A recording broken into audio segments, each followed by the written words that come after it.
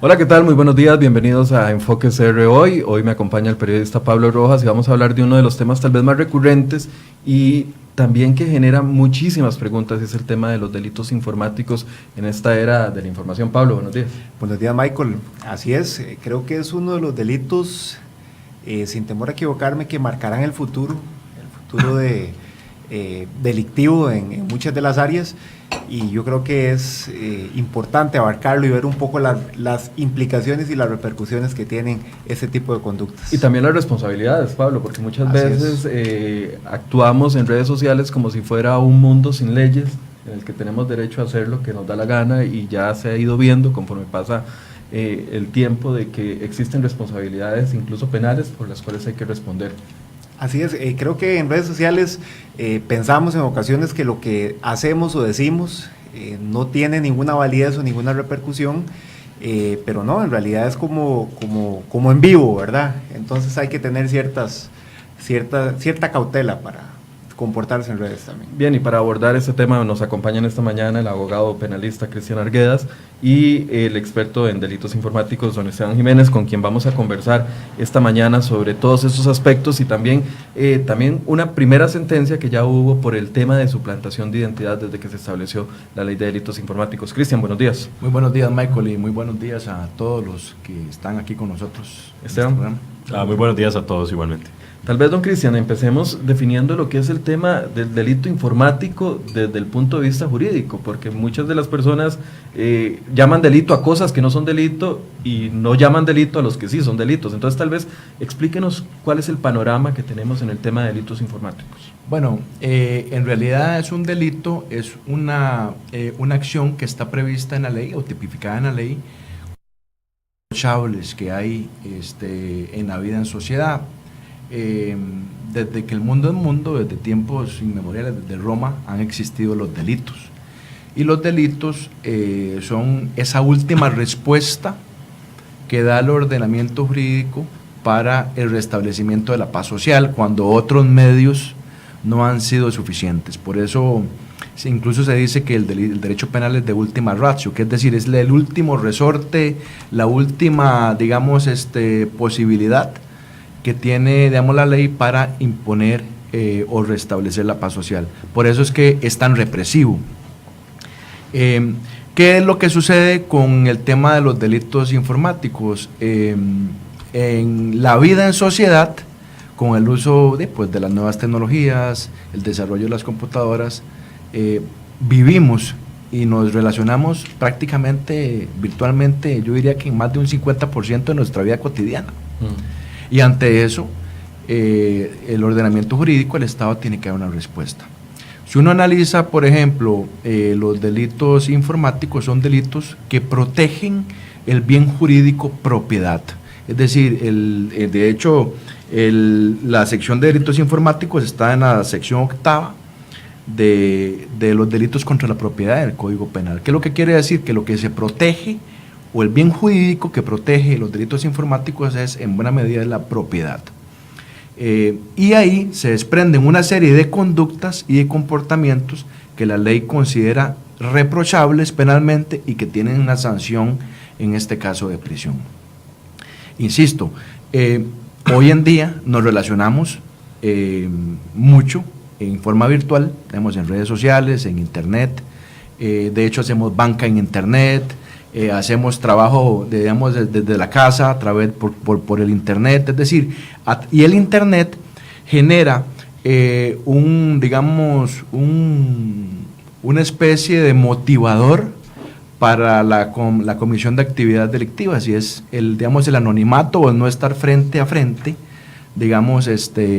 ante una persona, o por lo menos tener toda una red y una computadora detrás. Envalentona, por así decirlo. Envalentona, por ejemplo, a hacer comportamientos que son penalmente reprochables, y eso es por lo menos de lo que trató, el caso que en esta oportunidad pudimos acusar y ganar de suplantación de páginas web.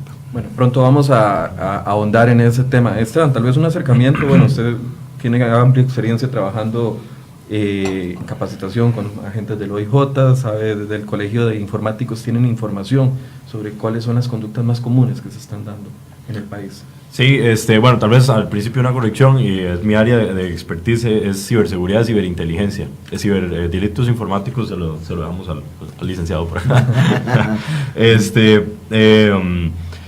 Sí, nosotros nos centramos tal vez en la experiencia práctica, lo que ha pasado en el país en los últimos 9 años, un poco más, desde tener centros muy incipientes o profesionales muy en su mayoría académicos puros, en el área de seguridad de la información, allá habernos obligado a crear equipos de trabajo específicos y llevar gente con entrenamiento fuera del país para poder enfrentar una oleada que viene casi que creciendo exponencialmente desde el 2013, ¿verdad? Desde que lidiamos con los primeros ataques organizados, entre comillas, de grupos cibercriminales que impactaron páginas de gobierno, que impactaron infraestructura crítica nacional por ahí del 2011, y a la fecha, bueno, después de muchas cosas que hemos pasado, la creación de la Estrategia Nacional de Ciberseguridad, algunos otros, bueno, apoyo también a la Contraloría General de la República para unas actualizaciones que se hicieron a la norma técnica, y etcétera, digamos, otros, casi que todo lo que ustedes vean de oferta académica hemos tenido que desarrollarlo en el país desde cero, ¿verdad? Y nos ha llevado un buen tiempo generar una plataforma óptima o una plataforma fundamental, para que en estos momentos ya podamos reconocer todas estas cosas que están sucediendo desde un punto de vista jurídico y que la gente le preste atención, que es lo más importante, ¿verdad? Que es lo que más nos ha costado, y es que la gente se vuelva hacia esto y le ponga atención a lo que estos fenómenos, digamos, implican en la vida normal. Desde su punto de vista, cada uno, ¿cuáles son los delitos más comunes que se dan en el tema cibernético?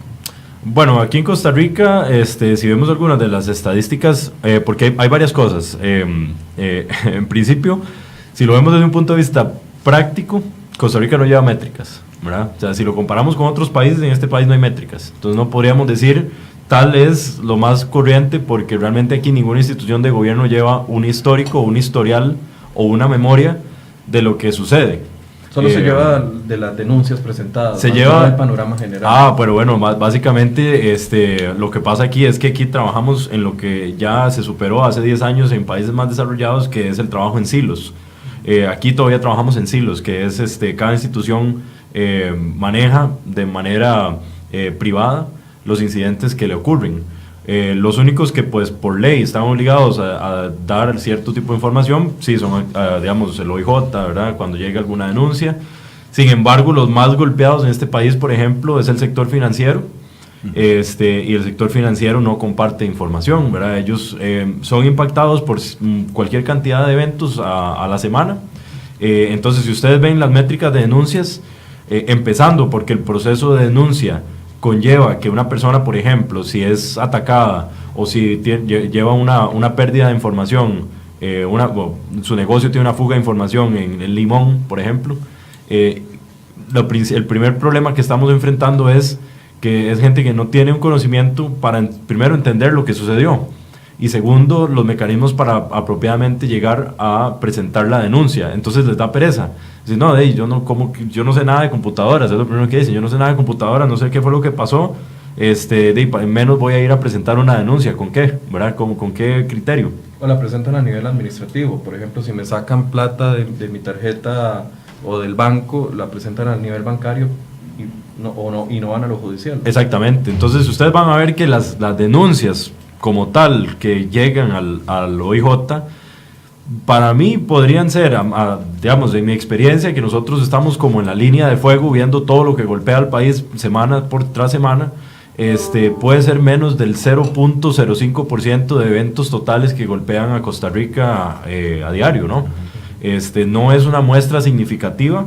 Sin embargo, los que sí llegan, muchos son de suplantación de identidad, porque es un ataque relativamente simple de ejecutar, y es uno de los, por decirlo así, primeros que se aprenden en la carrera del cibercriminal, ¿verdad? Es como introducción al hacking. Ajá. Entonces, el deface o suplantación de página electrónica, como está tipificado en la ley de delito informático, es uno de los más básicos, ¿verdad? Es como el principio de la escuela. No, Cristian, desde su perspectiva. Sí, no, tiene toda la razón en lo que dice aquí el estimable compañero, porque si uno analiza, por ejemplo, imagínense que la ley de delitos informáticos es de julio de 2012, o sea, es una ley muy nueva, y así es el desarrollo social, ¿verdad? Antes, por ejemplo, en el Código Penal existía un delito como el duelo, ¿verdad? Que era batirse en duelo. Ya hoy en día, ya hoy derogado, pero ya la gente no nos batimos en duelo por el honor de una mujer, por ejemplo. Pero sí se cometen este tipo de comportamientos ya muy sofisticados, y que eso hacen que facilite. Lleva la razón el compañero, porque por ejemplo una entidad financiera tiene que proteger o tiene que manejar el riesgo reputacional. Si por ejemplo la hackean la página, digamos, bancaria, y le hacen movimientos de dinero, la entidad nunca lo va a decir, porque él tiene que mostrarse que es una entidad sólida. Es decir, los bancos venden esa imagen, que son entidades sólidas, que son seguros. Por eso es muy difícil que comparten información. Pero efectivamente, digamos, llegar y, por ejemplo, que a un banco vaya y denuncia que efectivamente le instalaron, digamos, un troyano o un virus o un programa, es decir, hay un delito, el 232, que es la instalación o propagación de programas informáticos maliciosos, que tiene una pena de prisión hasta de 6 años, que es, por ejemplo, meter un virus o un troyano o un programa dentro de la red para, por ejemplo, sacar información o dañar o generar así algún perjuicio. Eso es muy difícil que un banco, por ejemplo, lo vaya a decir o lo vaya a comunicar. Probablemente el Departamento de Seguridad hará las correcciones, contratarán a los mejores expertos, se recupera el problema y asumen la pérdida por el riesgo reputacional. Bueno, hay un caso que sirve de contexto, y es el caso que sucedió hace algunos años con el tema del BAC San José, donde mismos trabajadores instalaron un pequeño robot. Yo no sé si fue un programa o tal vez ustedes nos pueden ampliar, pero se extrae la información del CICERE, información sensible y personal de miles de personas, y todavía estamos esperando que ese caso se resuelva. Sí, es que vamos a ver, la ley, y esto es algo que tal vez aquí el compañero nos puede ampliar un poco más, por la experiencia técnica que tiene él, porque la ley lo que, digamos, tutela son comportamientos, digamos, de alguna manera abstractos, y comportamientos que son, digamos, reprochables, pero todos esos comportamientos uno los tiene que probar. Tiene que probarlos, tiene que probar que efectivamente, digamos, alguien hizo ese comportamiento en el mundo material. En el caso que tuvimos la oportunidad de ganar de suplantación, hay una particularidad en el mundo informático que algunos hackers o algunas personas lo logran manejar, que es que cuando usted entra en el mundo virtual, usted deja siempre un rastro, siempre hay una manera de poderle llegar a la fuente de origen, y tal vez aquí el compañero nos puede ampliar un poco más, pero hay, digamos, hackers o cibercriminales sofisticados que tienen el conocimiento para borrar ese rastro. Entonces, a final de cuentas, en el derecho penal no tiene que probar las cosas, y eso es tal vez el inconveniente técnico que tenemos en Costa Rica como sociedad, pues no tenemos el nivel, digamos, técnico avanzado para poder llegar a esos análisis. Y me imagino, Cristian, que también tiene que ver mucho con la capacitación de los profesionales, en este caso en derecho, ¿verdad? Porque son temas tan técnicos que defender o acusar teniendo el desconocimiento técnico puede ser complicado. Sí, yo más que de los profesionales en derecho, de los peritos, porque digamos un juez, que es en última instancia quien resuelve el tema, el juez, como en muchas áreas de la vida, es decir, por ejemplo, en temas financieros, los jueces se apoyan en los informes contables que hace, digamos, la sección de financiera del OIJ, por ejemplo, en temas, por ejemplo, de usurpaciones de propiedades, ingeniería forense, el OIJ dicta un dictamen. Pero, por ejemplo, en cosas que uno, digamos, experimenta en la vida cotidiana, hay una sección, digamos, del OIJ, digamos, de computación o relacionada con todo este tema, y prácticamente que lo que hacen la mayoría del tiempo es ir a extraer información de discos duros de computadoras relacionadas con otros delitos. Y usted ve y le pregunta a los muchachos, la agenda está ocupada por ir a sacar, digamos, cuando hace un allanamiento por cualquier delito y se llevan las computadoras, es ir a sacar y pasar esa información a un formato legible para el fiscal. Pero realmente cuesta mucho encontrar, digamos, todo un departamento con ese conocimiento técnico que pueda rendir un informe exacto y preciso en el sentido que se ocupa para poder probar, digamos, un comportamiento o identificar en este caso al ciberdelincuente.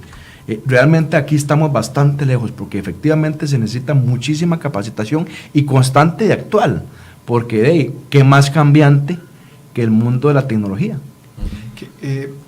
Cristian, ¿qué responsabilidad tiene la empresa a la que yo le doy datos? Por ejemplo, los bancos que manejan información sensible de nosotros, incluso, bueno, la caja del seguro, hasta tiendas, por ejemplo, que ahora para hacer una compra le piden a uno hasta el correo electrónico, quizás. ¿Qué responsabilidad tienen las empresas bueno, en ese resguardo?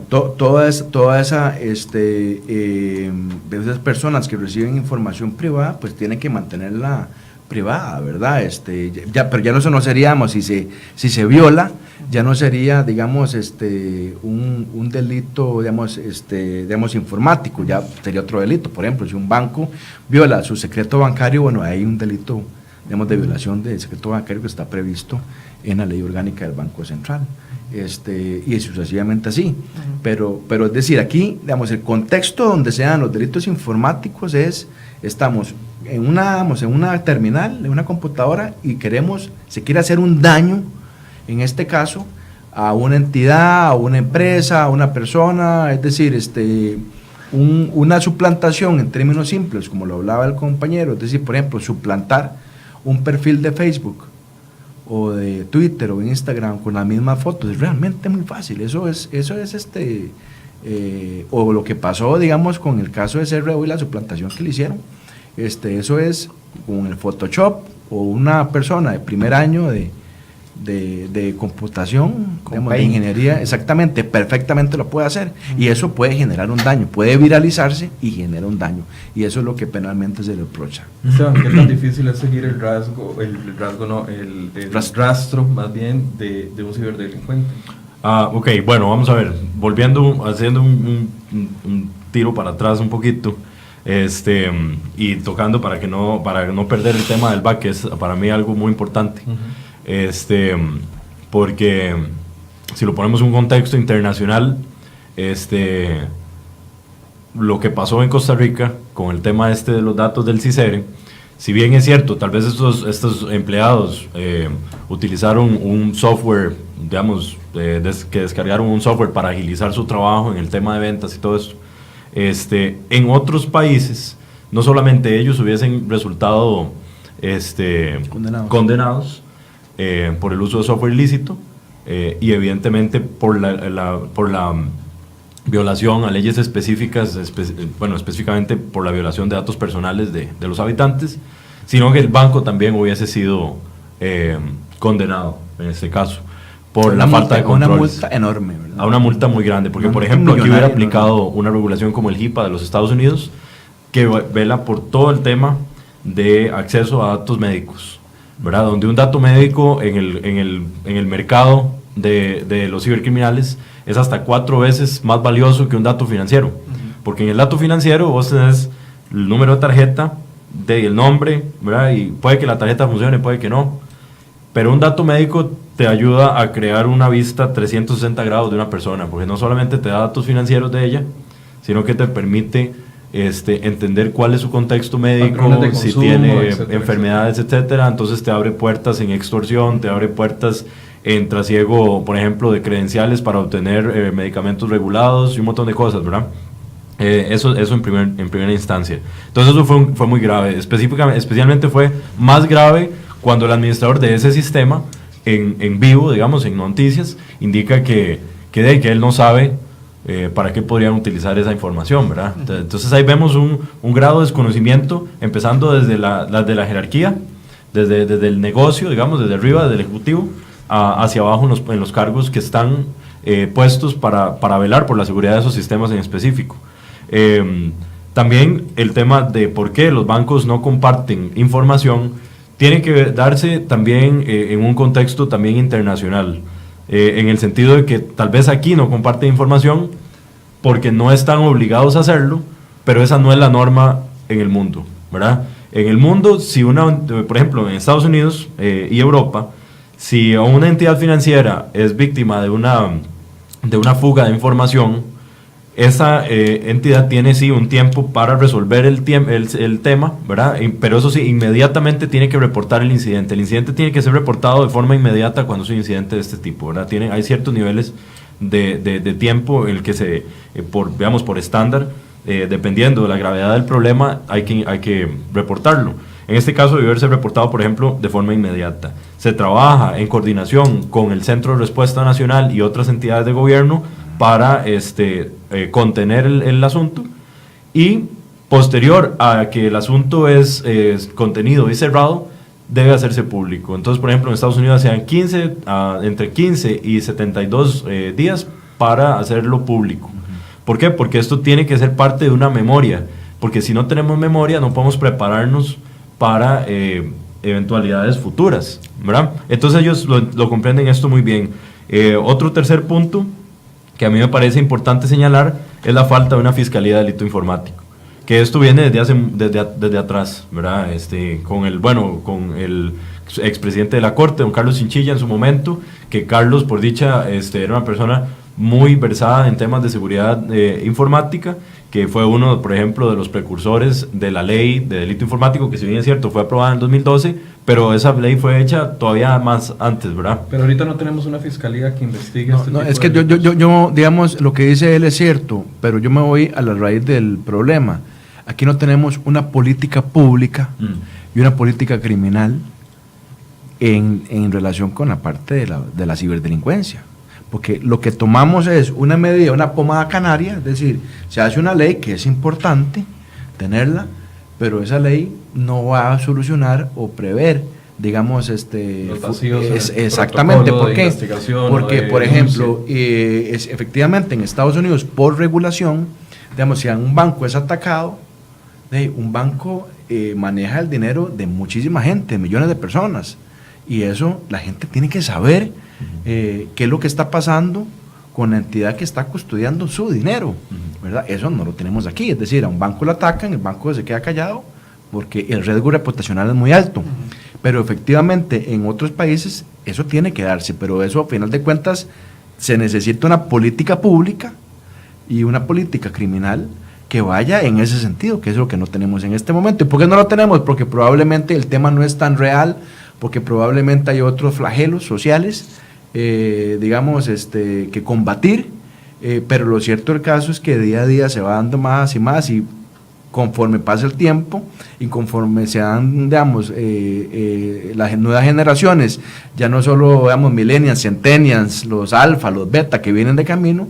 ya digamos, son personas que viven inmersas en un mundo virtual, en un mundo computacional. Ahora, hemos enfocado mucho el tema desde el punto de vista de ataque cibernético o para extraer, digamos, dinero, por ejemplo, pero no hemos abarcado también otros tipos de delitos contra el honor que se dan dentro de las redes sociales, y tal vez ahondemos en el tema de la suplantación de identidad, porque mucha gente podría interpretar que es simple y sencillamente que me hackeen el Facebook o que hagan un Facebook adicional con mi nombre.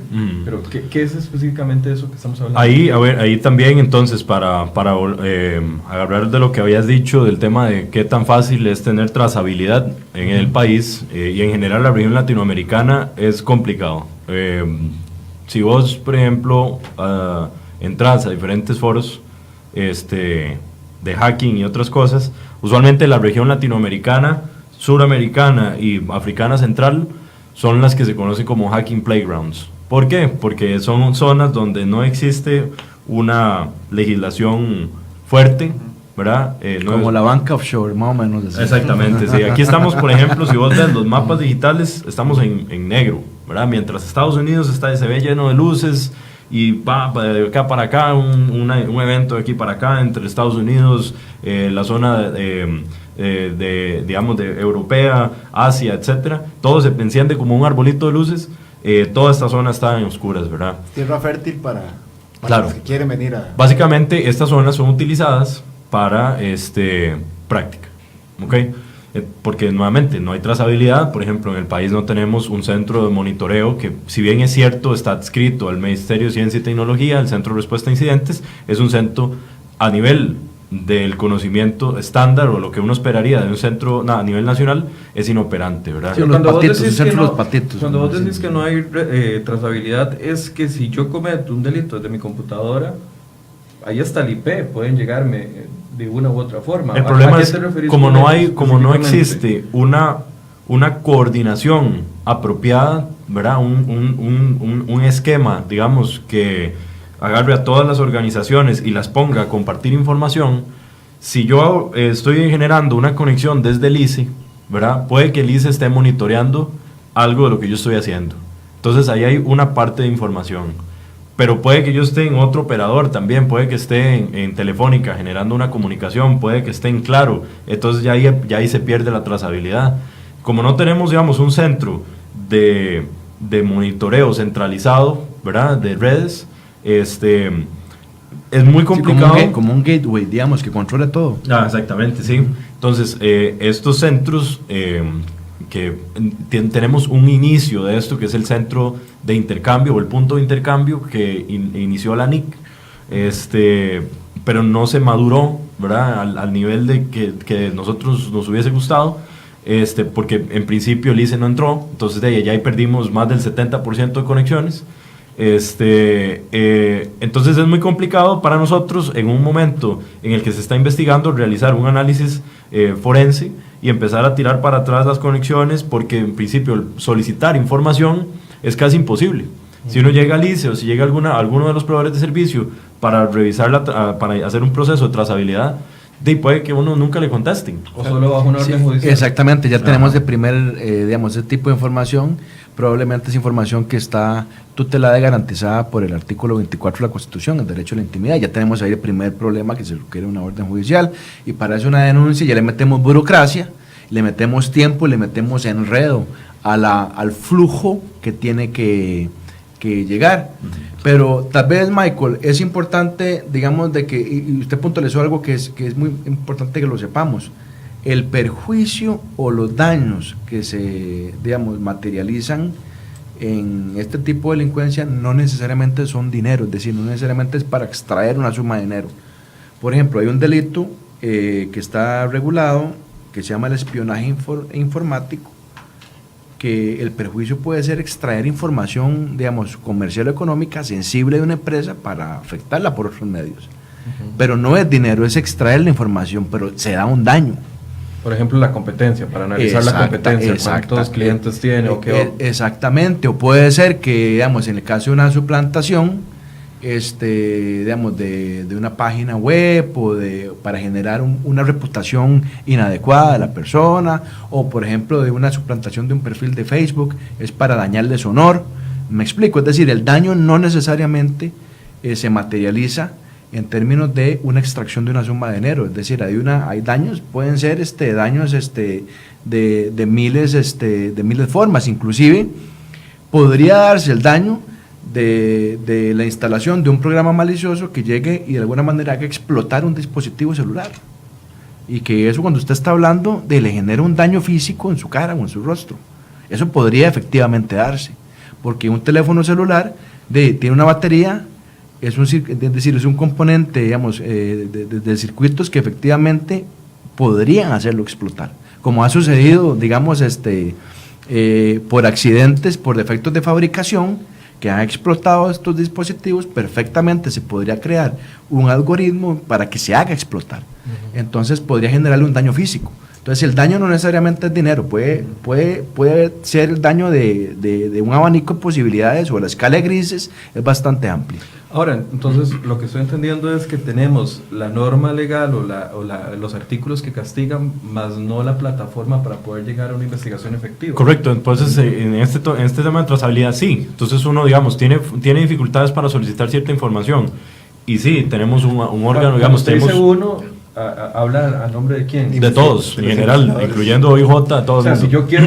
incluyendo... sí, O sea, de las Pero personas que tenemos- tienen que investigar, ¿verdad? Exacto, entonces ¿por qué? Porque, bueno, sí, se hace una orden judicial. ¿Cuánto tiempo pasa para que esa orden sea aprobada. Entonces, en este tema de delitos informáticos, el tiempo es lo más importante, porque la respuesta en la que uno inicia la investigación, los datos desaparecen, ¿verdad? No es como que digamos, como un homicidio normal, donde hay un delito físico y el cuerpo ahí está, o sea, las evidencias ahí van a estar. Uno puede borrarlo y pues los rastros de sangre van a quedar y todo.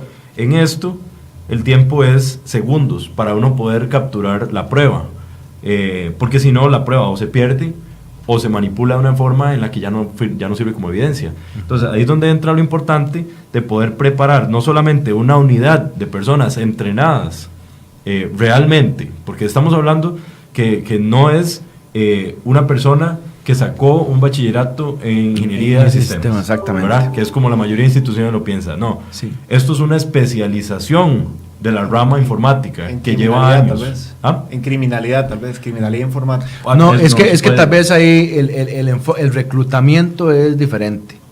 Vea, por ejemplo, en inversión en Estados Unidos, yo sí tengo información de que, por ejemplo, las agencias de inteligencia, digamos, la NSA o la CIA o las agencias de inteligencia de este tipo de materia, van y reclutan siempre a las mejores mentes de las mejores universidades.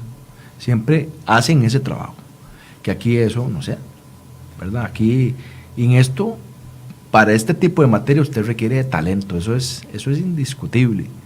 Y para retener talento, no solo tiene que ir a encontrarlo, sino también tiene que buscarlo, porque yo le aseguro que una persona talentosa en eso tendrá más oportunidad porque va a ganar más dinero, porque va a hacer, digamos, mejor proyecto en trabajar en empresa privada que en el gobierno.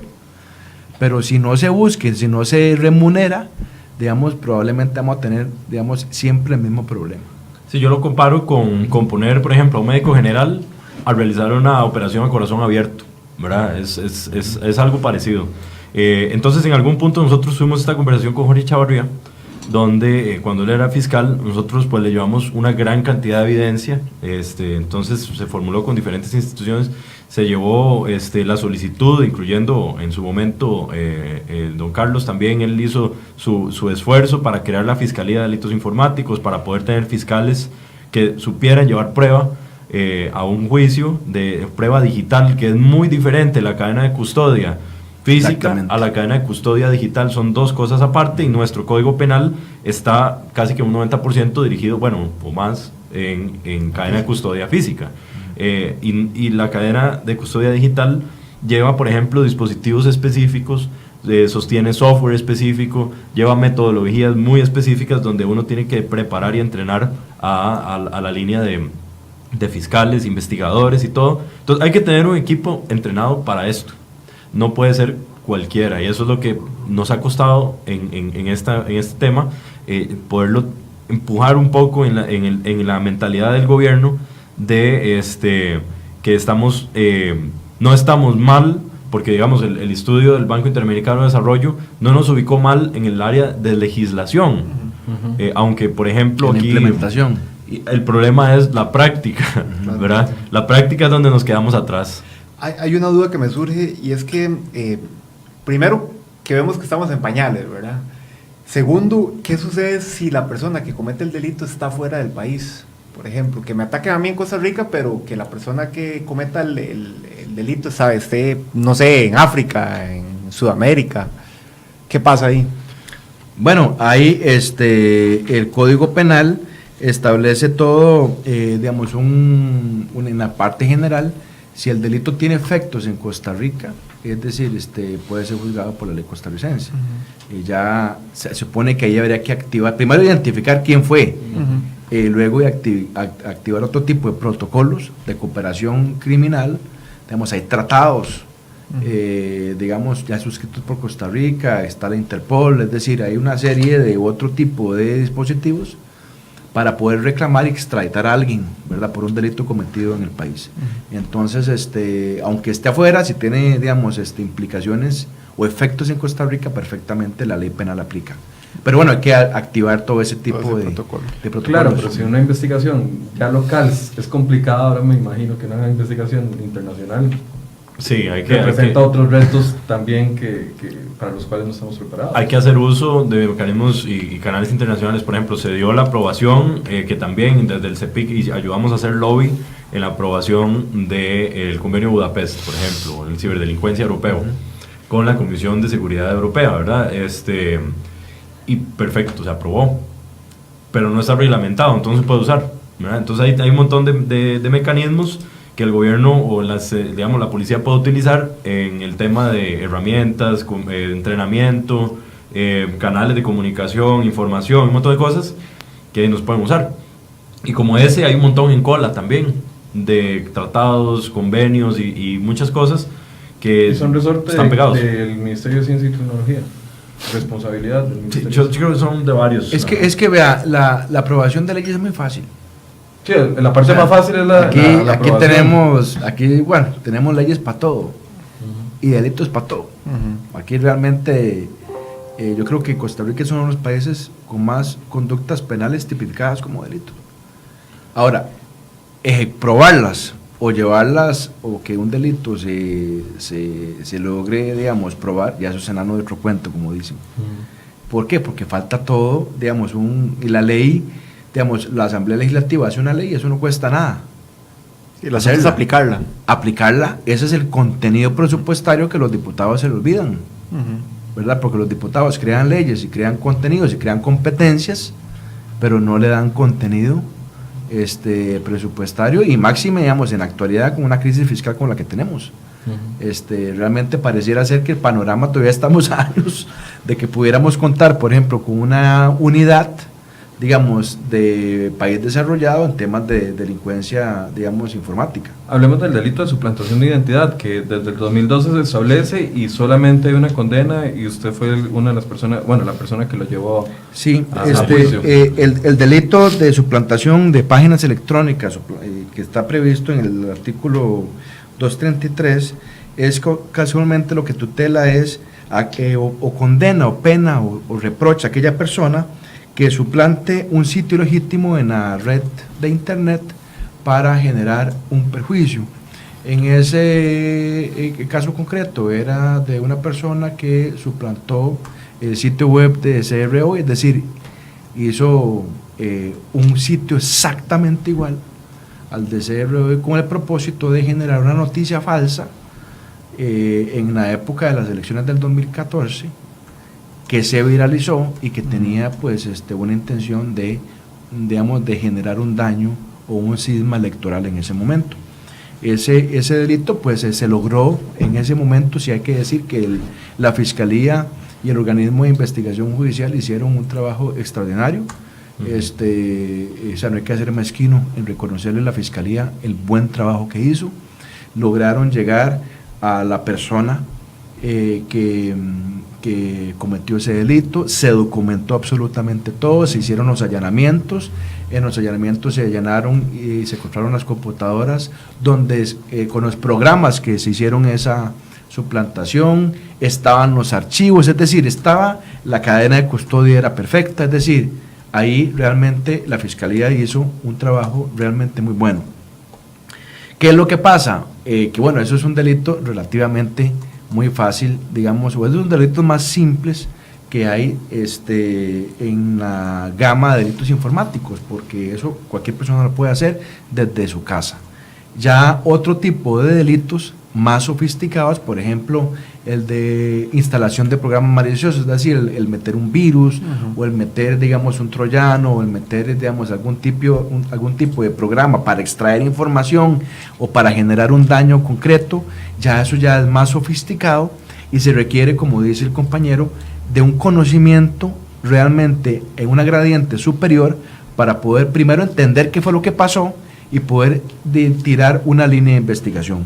Ese delito de páginas, o la sentencia que logramos, si me recuerdo bien, se condenó a la persona a 1 año de prisión y se le condenó al pago de una suma de dinero por concepto de daño a la empresa. Y efectivamente esa es la sentencia que tenemos, ese es el caso que tenemos en este país, porque no hemos, o sea, los delitos, digamos, informáticos, las denuncias se cometen todos los días, pero el problema que tenemos es la prueba. ¿Cómo probamos eso? Sí, tal vez en acciones concretas que estamos teniendo nosotros ahora en estos momentos es, bueno, aparte del ofrecimiento de entrenamiento a diferentes organismos e instituciones a través de 2 frentes. Uno, la Asociación de Especialistas en Seguridad Digital de Costa Rica, que la fundamos en 2016 y recién la semana pasada, el día lunes, fue abierta al público. Anterior a eso estuvimos trabajando un poquito como más privado, pues ya está abierta al público, ya está captando nuevos miembros. Entonces la idea de la asociación es generar una comunidad que nos permita tener en un solo punto empresas que den servicios, productos y otras cosas de seguridad, y también público general que esté interesado en la parte de ciberseguridad, que quiera obtener entrenamiento, que quiera obtener asesoría y que forme parte de este ecosistema, ¿verdad? Y por ahí ir generando, por ejemplo, un tipo cantera, digamos, de talentos que puedan servirle a las instituciones de gobierno, empresa privada, etcétera, moviéndonos hacia adelante. Ahora, ¿qué pasa si yo como ciudadano, como persona común, me suplantan, no sé, una red social y comienza a meterme eso en problemas? ¿Eso puede ser penalizado o no? Casualmente eso sería una suplantación de identidad, ¿verdad? Y entonces, por ejemplo, el 230, que habla de suplantación de identidad, dice: será sancionado con prisión de 1 a 3 años quien suplante la identidad de una persona física o jurídica o de una marca comercial en cualquier red social, sitio de internet, medio electrónico o tecnológico.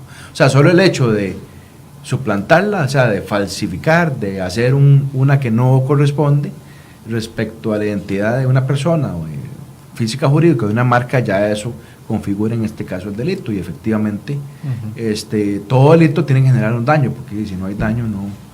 Y en ese caso el 230, que específicamente necesita de ciertas herramientas para poderse investigar, pues estamos hablando de redes sociales, estamos hablando de empresas que no están en Costa Rica, ¿verdad? Entonces, para hablarles a estas empresas, para exigirles información, tiene que existir un convenio. Ese convenio, que es el de Budapest, por ejemplo, puede funcionar. Es un convenio que Estados Unidos firmó, entre otros países de la Unión Europea, y en este caso ahora Costa Rica, incluso República Dominicana lo tenía antes que nosotros.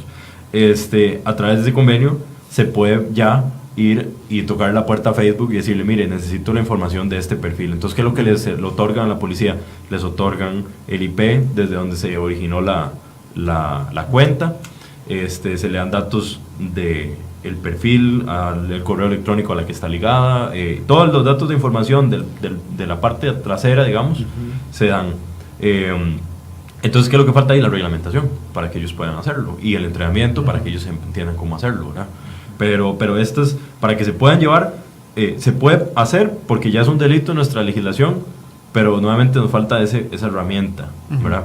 Y esa inversión. ¿Qué pasa con por ejemplo, con la difusión no autorizada de imágenes mías, digamos, que por ejemplo pueden tomar de redes sociales y las difunden en chat de WhatsApp, que ahora pasa mucho, tanto con videos y con imágenes? ¿Eso califica como un delito informático? Y le agrego con audios, porque también los que son fanáticos del fútbol escucharán que hace unos días hubo una gran polémica con Eric Lonis, precisamente porque un audio no autorizado de él sale y se hace noticia nacional. ¿Qué sucede en esos casos a nivel penal? Ya eso no serían delitos informáticos, serían delitos contra el ámbito de la intimidad, ¿verdad? Por ejemplo, el 196 hay un delito que se llama violación de correspondencia y comunicaciones, el 196 violación de datos personales, el 197 es sustracción y desvío de correspondencia, captación indebida de manifestaciones verbales, es decir, todos esos delitos que son los que protegen ya la intimidad.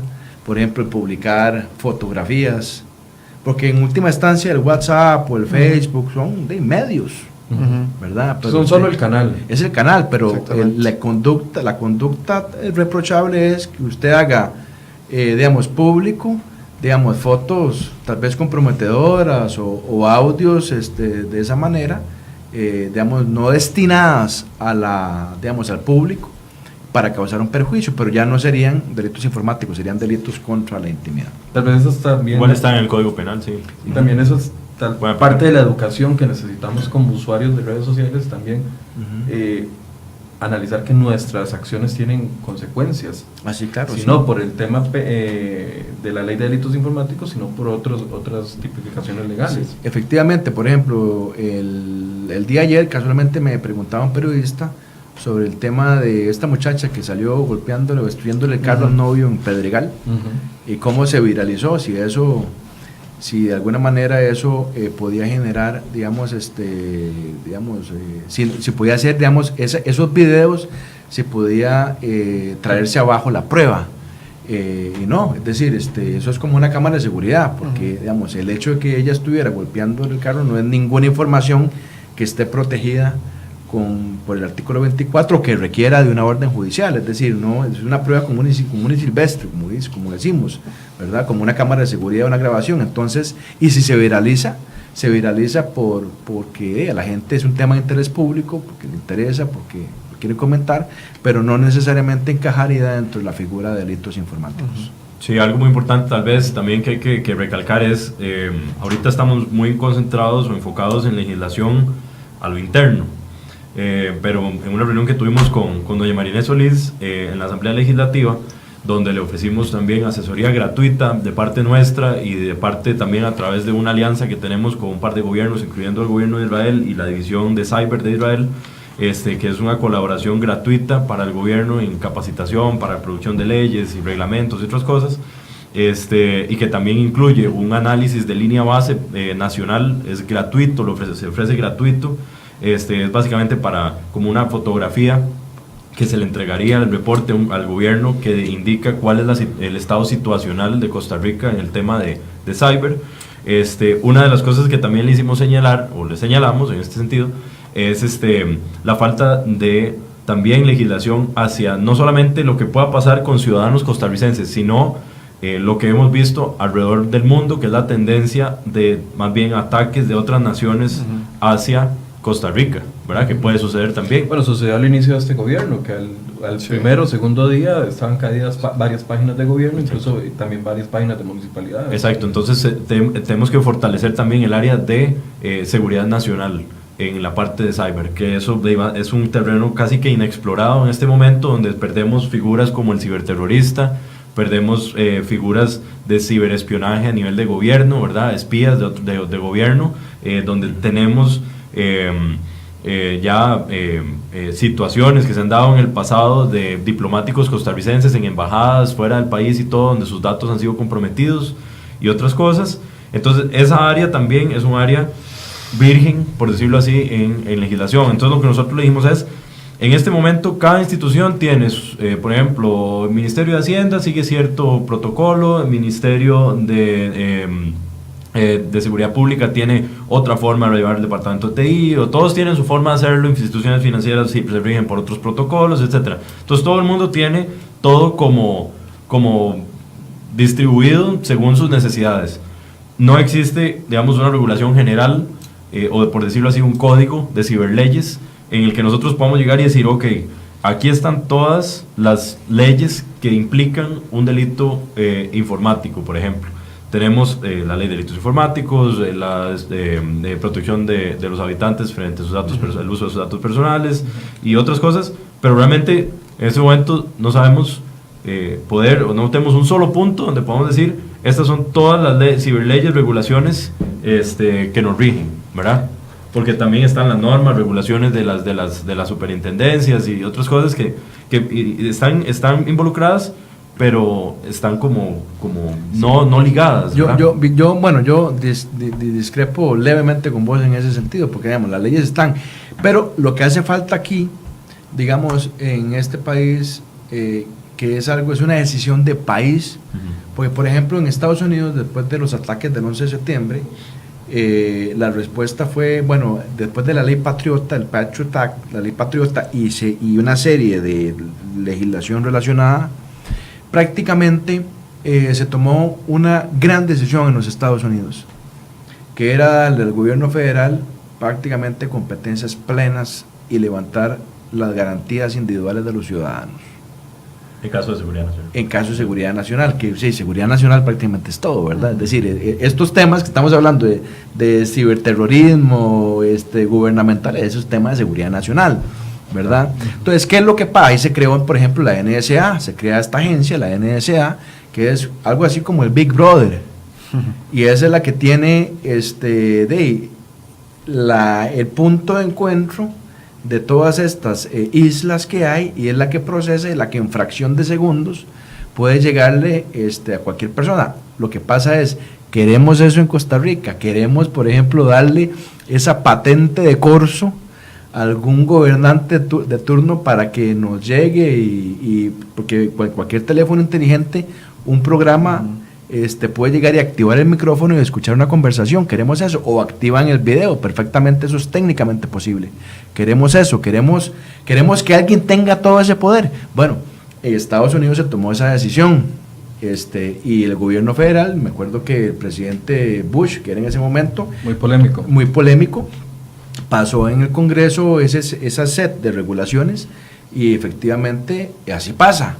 Pero bueno, en Costa Rica somos diferentes. Nosotros somos muy quisquillosos con el tema de nuestra intimidad. Aunque todo el mundo maneje nuestros datos, porque básicamente todo el mundo sabe todos los datos de nosotros.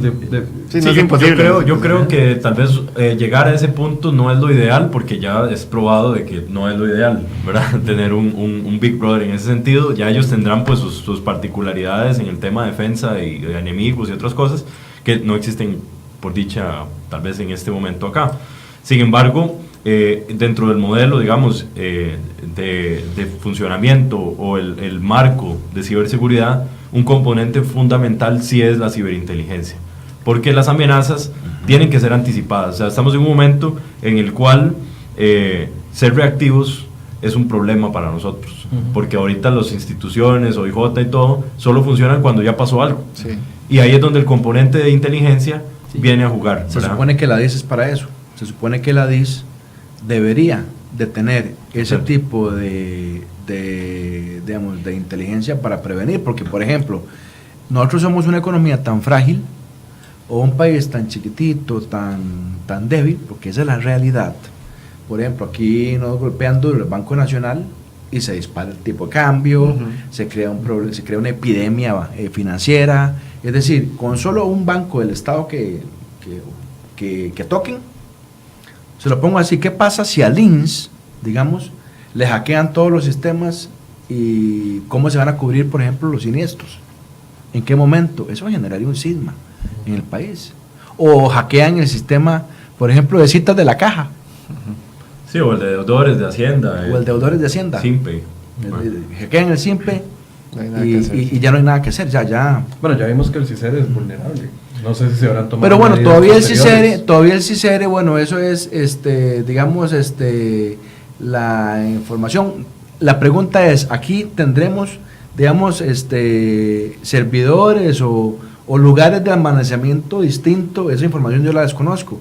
Si la información sensible está respaldada en varios lugares, porque yo sí sé que en países desarrollados hay como 10 o 15 lugares donde está, digamos, si cada uno funciona por otro lado, pero aquí... Y ahí es donde entra la necesidad de tener el análisis de línea base, ¿verdad? Que ojalá por este medio se entienda, ¿verdad?, la importancia que incluso estamos ofreciendo de forma gratuita al gobierno de realizar, que es un trabajo que puede llevar unas 3, 4 semanas, pero nos da una visibilidad de no solamente la infraestructura crítica nacional, de decir, ok, tenemos por ejemplo los generadores de energía, digamos, de energía eléctrica, cuál es el estado de esos sistemas, son accesibles desde internet, son vulnerables, bombeo de agua, tenemos el centro de energía del ICE, ¿verdad? Que es un centro súper importante, que si ese centro se apaga, se lo paga todo el país. Hackeemos ese centro, ¿verdad? Exactamente. Entonces ahorita estamos en un momento en el que no, medio sabemos, pero realmente no sabemos. O sea, si uno va a MISID y uno le pide al ministro,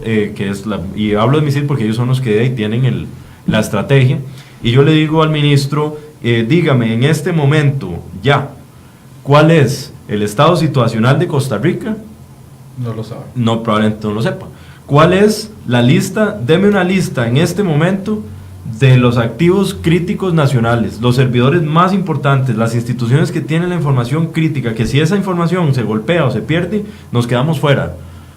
No se sabe, no está esa información, ¿verdad? No tenemos esos datos. Recién el CECIR viene medio armando un inventario de sistemas críticos, más o menos, medio tiene un sistema de etiquetería, medio, ¿verdad? Y aún así están mejor que 6 meses atrás, que por dicha, en una reunión que tuvimos con Alexander Barquero, ya pudimos ver un avance interesante en el tema de CECIR, un poquito más de de inversión, pero o sea, tenemos gente, el gobierno que tiene que darse cuenta es que ellos no lo van a lograr solos.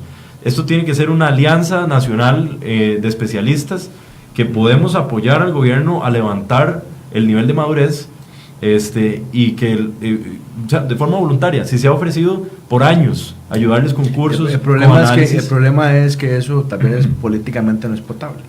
Probablemente, pero entonces ahí es donde tenemos ya para que hacer poner campaña, una balanza, para ¿verdad? llegar y decir, es que, por ejemplo, tenemos la salvaguarda de todos los servidores críticos de este país, y eso Sí, políticamente... la gente puede decir, a mí no me importa si hackean al INSS. Exactamente, pero por ejemplo, y el tema, estos, por ejemplo, medidas cuestan dinero. Claro. O sea, las inversiones que hay que hacer son fuertes. Entonces, ¿qué es lo que dice el político promedio? No, mejor invierto en algo que me genere más políticamente hablando, que me dé más réditos, o que pueda ser más potable políticamente. Porque tal vez todo este tema informático, que es realmente sensible, que es realmente importante y necesario, para la gente, digamos, para el tico promedio, es completamente, no es real.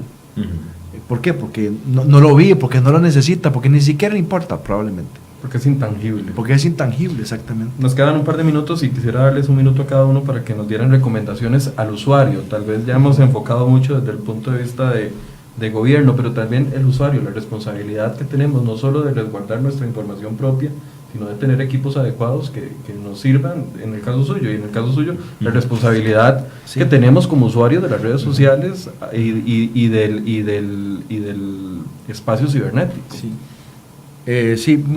Yo, digamos, como en cualquier otro delito, que yo pues lo que hago me dedico al litigio penal. Lo que he venido haciendo es con algunas empresas que he tenido la oportunidad de asesorar, especialmente en temas de delitos contra la propiedad, en estafas, en robos, etcétera. Lo que hemos venido haciendo es una auditoría, digamos, preventiva para, de alguna manera, que la empresa no se vea expuesta a una situación o un delito potencial. Eso es lo mejor. En otras palabras, lo mejor es no ponerse, como popularmente decimos, ¿verdad? Hacer una radiografía de lo que soy, de lo que tengo. Exactamente. Y lo que hago. Es decir, si por ejemplo en el Facebook a veces la gente publica más información de la que debería publicar, ¿verdad? Y eso que tener que mucho cuidado. Por ejemplo, a veces ponen información, digamos, de la escuela de los hijos, de la ubicación en el momento. La ubicación en el momento, es decir, por ejemplo, usted llega y pone que estoy cenando en tal lado y estoy con mi esposa y mis hijos en tal lado, y entonces eso, alguien que le haga una inteligencia básica dice, bueno, no está en la casa, metámonos a robar la casa. Esto es así de sencillo, ¿verdad? Sin embargo, es tan sencillo y tan claro, pero lo cometemos a cada rato. Claro, exactamente, porque infortunadamente tenemos, digamos, la necesidad de aprobación, de que la gente nos ponga likes y que nos digan que qué bien estamos haciendo lo que estamos haciendo, ¿verdad? Eso es, infortunadamente, es el problema que pasa. Claro. Pero en la medida en que uno pueda, digamos, hacer esa digamos, acto de contrición, por decirlo así, y podemos ver nuestras debilidades, tratar de poner lo menos posible, de compartir o de manejar con mucho, digamos, sigilo y con mucha seriedad nuestros bienes y nuestra información. En esa medida será menos probable que nos impacte de esta manera un ataque, digamos, criminal en ese sentido. Esteban, desde su perspectiva. Bueno, yo creo que el consejo principal para poder levantar el nivel de madurez en Costa Rica, fundamentalmente la educación. Entonces, ante cualquier duda, busquen asesoría.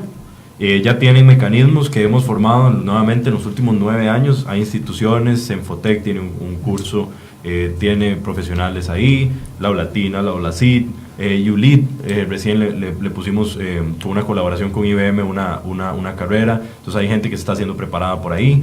Ya les habilitamos el canal de la asociación, nada más tienen que ingresar a www.acedicr.org o al Facebook Por ahí pueden enviarnos sus consultas. Desde mi canal también, Esteban Jiménez Ciberseguridad, pueden enviarnos consultas y tenemos un grupo ahí que les puede apoyar. Vamos a habilitar hoy un WhatsApp también para que envíen alertas y otras cosas. Muy pronto van a tener a su alcance el apoyo de un centro de operaciones. Nosotros formamos un startup que se llama Atilabs, que estamos haciendo levantamiento de capital para crear un centro de operaciones en ciberseguridad que vendría a apoyar empresas, industria, también sector público si ellos desean integrarse y otras cosas. Estamos trabajando en eso para poder apresurar un poco el paso, dado que en estos momentos, para ser sincero, el grupo, digamos, de especialistas que en algún punto pues podíamos apoyar en eventos y otras cosas, pues ya se está saliendo de nuestras manos, ¿verdad? Entonces la gente tiene que entender que si bien vivimos en un país pacífico, eso a los hackers o bueno, a los cibercriminales realmente no les importa, porque a nosotros nos ven como Costa Rica, nosotros solo somos una red más, ¿verdad? Entonces, un mercado potencial más. Correcto, y en crecimiento tras de eso, porque no solo eso, sino que también somos el país tecnológicamente más avanzado en la región, y eso hay que tenerlo muy claro. Entonces, educación, tienen mecanismos, pidan ayuda, edúquense, si tienen temas con los hijos también, control parental y otras cosas, tenemos especialistas que les pueden apoyar, y con todo gusto nos contactan y les ponemos a alguien para que les ayude. Bien, muchísimas gracias a Cristian Arguedas, abogado penalista, y Esteban, especialista en ciberseguridad, ahora sí lo dije bien. Y nada más les doy unas estadísticas antes de irnos. Los delitos informáticos, según el OIJ, han crecido. Por ejemplo, en el año 2014 se daban 167 denuncias, en el 2016 subieron a 759, sin embargo, sabemos que muchos de los casos no se denuncian. Sí, hay una cifra oscura ahí que no la conocemos y posiblemente siga en aumento. Y posiblemente siga en aumento, pero bueno, educación y más educación. Muchas gracias por su compañía y los esperamos mañana a partir de las 9 de la mañana.